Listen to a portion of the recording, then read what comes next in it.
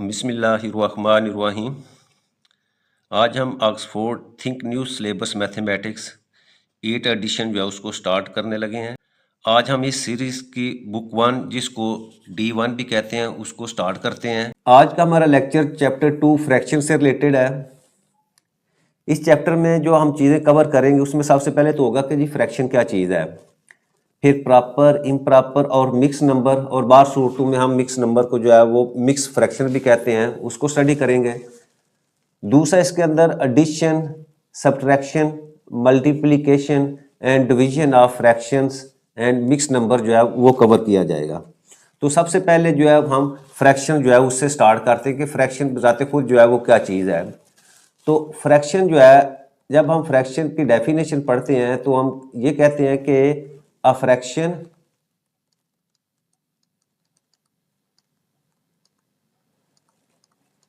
Represents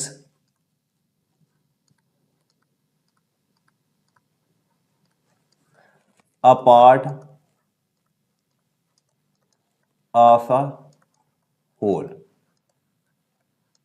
यानी एक fraction क्या है कि कोई भी एक कंप्लीट चीज है उसका जो कोई पार्ट है उसको रिप्रेजेंट करें तो वो आपका फ्रैक्शन कहलाता है। या हम इसको इस तरह भी कह सकते हैं कि a way to show a part of something. यानी एक ऐसा तरीका है जिसमें हम किसी चीज का कुछ हिस्सा जो है उसको शो करते हैं तो उसको हम जो है वो फ्रैक्शन कहते हैं।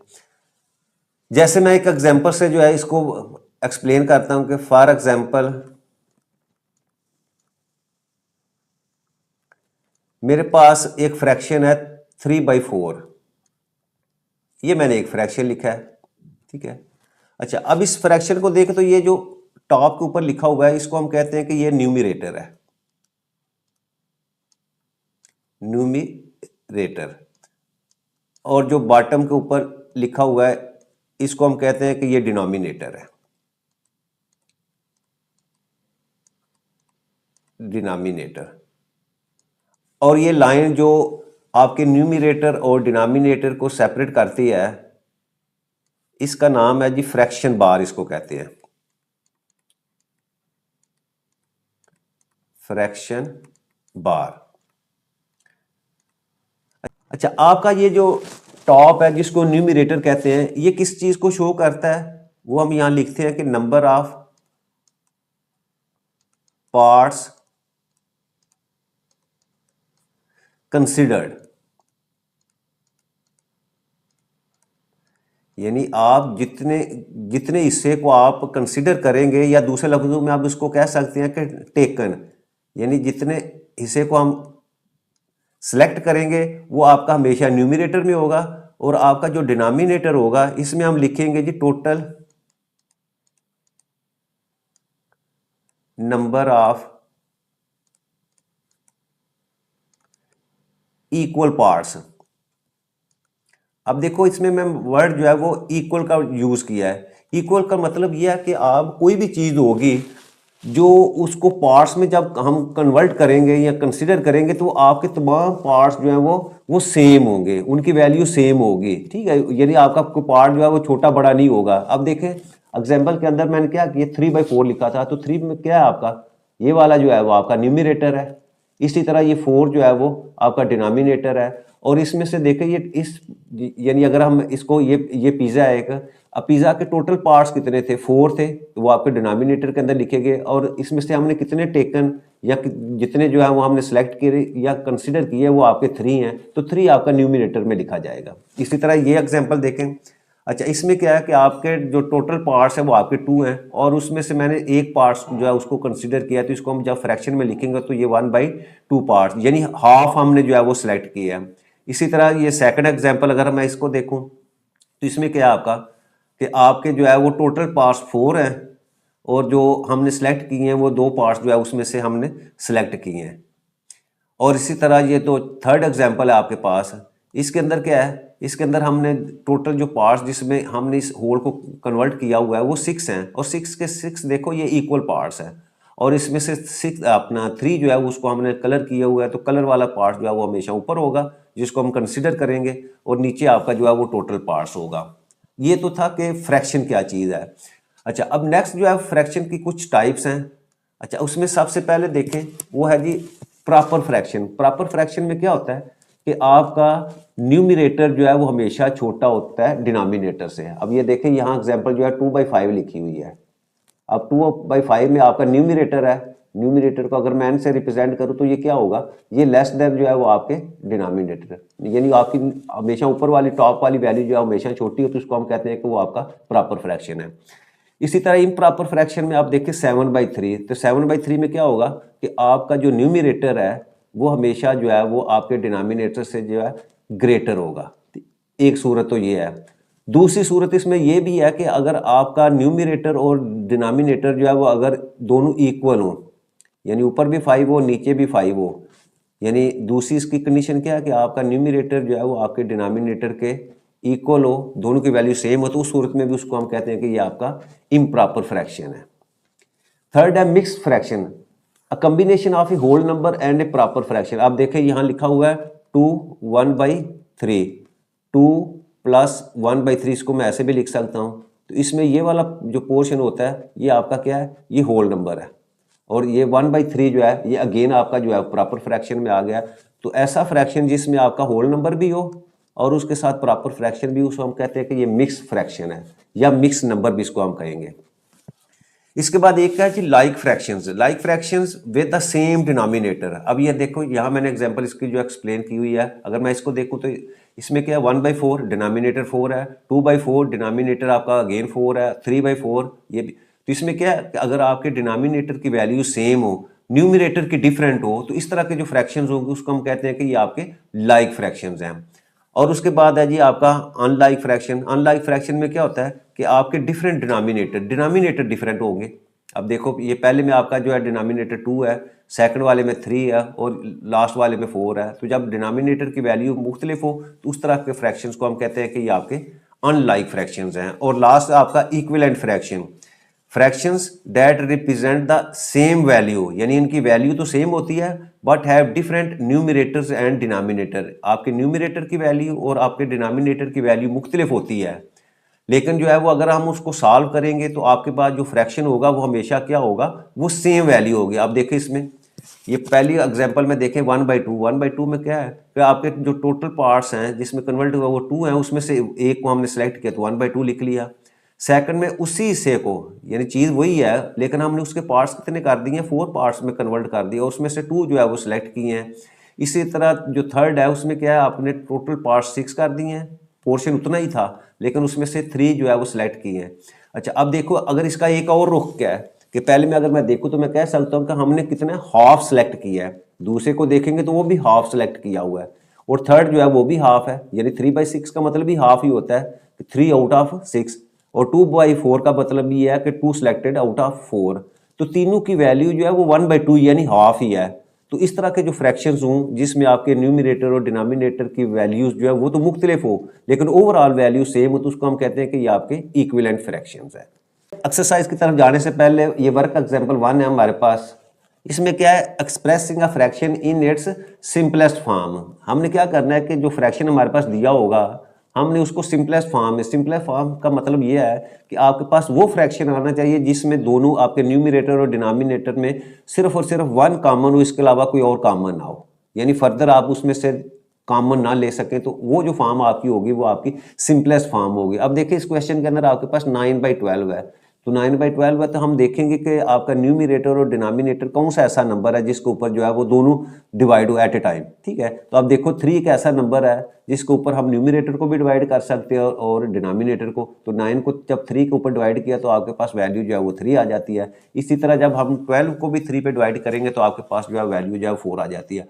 तो अब ये 3/4 जो है एक ऐसा नंबर है कि इसमें फर्दर कोई भी कॉमन नहीं है, यानी क्या है कि इसमें अगर कॉमन अगर हम लें भी तो सिर्फ और सिर्फ 1 कॉमन आ सकता है कि जो 3 और 4 में है, 1 के अलावा कोई और कॉमन नहीं है।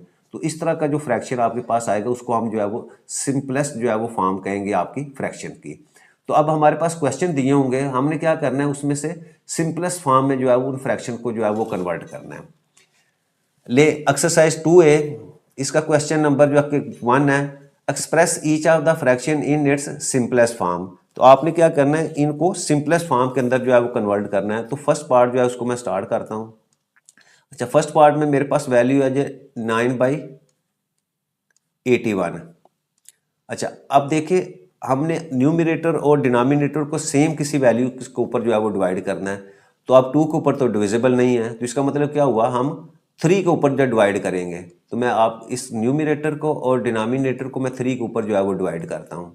अच्छा, अब डिवाइड करने का क्या मतलब है, एक तरीका तो यह है कि आप 9 को 3 के ऊपर डिवाइड करें, तो 3 3 ज़ा 9 और 9 नीचे रखेंगे, इसको आपने सबट्रैक्ट किया तो आपके पास जो है वो रिमाइंडर जो है वो 0 आ गया। तो इसका मतलब क्या हुआ कि आपको 9 को 3 पे डिवाइड किया तो आपके पास वैल्यू 3 आ गई। तो इसका मतलब मैं न्यूमरेटर में लिख दूंगा जी आपकी वैल्यू जो है वो 3 है।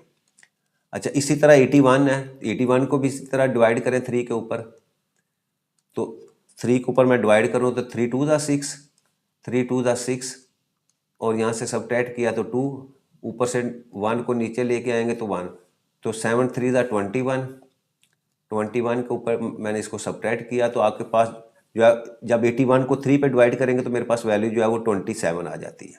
ठीक है। अच्छा, अगेन हम इसको देखते हैं कि क्या ये अभी सिंपलेस्ट फॉर्म में है कि नहीं।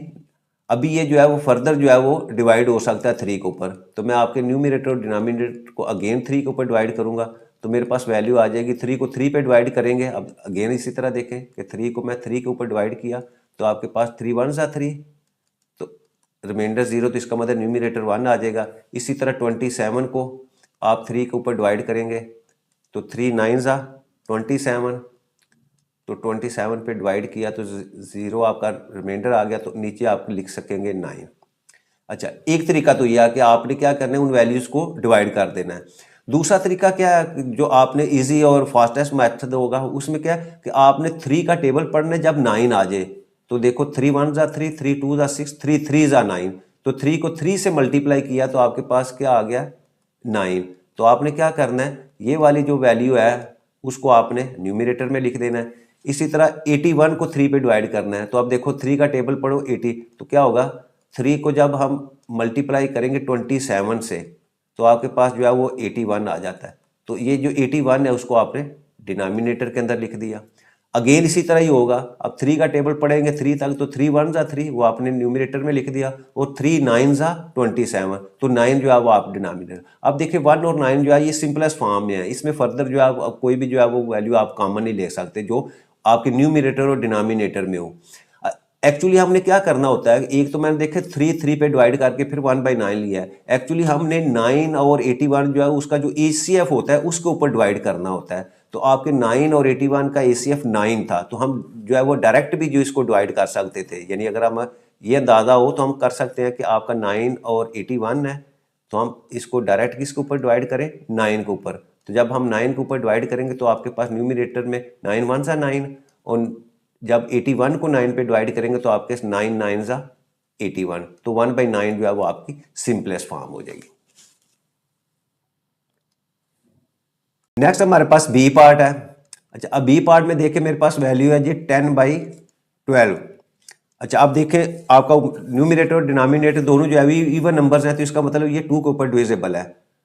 तो हम न्यूमरेटर को और डिनोमिनेटर को 2 पे डिवाइड करेंगे तो मेरे पास वैल्यू क्या आ जाएगी, 2 5 ज़ा 10 और 2 6 ज़ा 12। तो आपका 5 और 6 जो है ये सिंपलेस्ट फॉर्म में है। फर्दर इसका जो है वो आपके पास कोई भी ऐसा नंबर नहीं है 1 के अलावा जिसके ऊपर ये डिवाइड हो सके। अच्छा, इसके बाद मैं सी की तरफ आते हैं। सी पार्ट में मेरे पास वैल्यू है जी 36 डिवाइडेड बाई 90। दोनों इवन नंबर्स हैं, तो मैं इसको 2 के ऊपर डिवाइड करता हूं।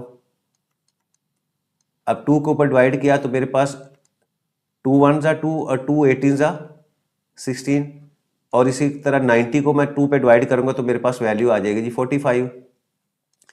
अच्छा, अब 2 के ऊपर तो ये डिविजिबल नहीं है, अब 3 के ऊपर जो है वो अगेन दोनों डिविजिबल है, तो 3 से डिवाइड करूंगा तो मेरे पास 3 6 ज़ा 18 और 3 15 ज़ा 45। अभी भी ये अगेन जो है वो 3 के ऊपर डिविजिबल है, तो 3 के ऊपर डिवाइड करूंगा तो आपके पास न्यूमरेटर में 3 2 ज़ा 6 और 3 5 ज़ा 15, तो 2/5 जो है वो आपकी सिंपलेस्ट फॉर्म आ गई है। अच्छा, इसके बाद आपका पार्ट जो है वो डी है। उसमें क्या आपके पास 56, इसको आपने डिवाइड करना है जी 84 के ऊपर। अब देखें ये आपका 2 के ऊपर डिविजिबल है, तो जब मैं इसको 2 के ऊपर डिवाइड करूंगा तो मेरे पास वैल्यू आ जाती है 28 डिवाइडेड बाई 42। अब इसको अगेन जो है हम 2 के ऊपर डिवाइड कर सकते हैं। अब 2 के ऊपर डिवाइड करेंगे तो मेरे पास वैल्यू आ जाती है 14, 42 था 28 और 21 जो है वो उसको 2 से मल्टीप्लाई करेंगे तो आपका 42। अच्छा, अब ये 2 के ऊपर तो डिविजिबल नहीं है, 3 के ऊपर भी नहीं है, ये 7 के ऊपर डिविजिबल है। तो 7 के ऊपर जो है वो मैं इसको डिवाइड करता हूँ आपके न्यूमरेटर, तो मेरे पास 7 2 था 14 और 7 3 था 20। तो ये 2/3 जो है ये आपकी जो है वो सिंपलेस्ट जो है वो फॉर्म है। यानी अब इसमें हम देखें कॉमन तो 1 के अलावा कोई भी कॉमन नहीं आ सकता।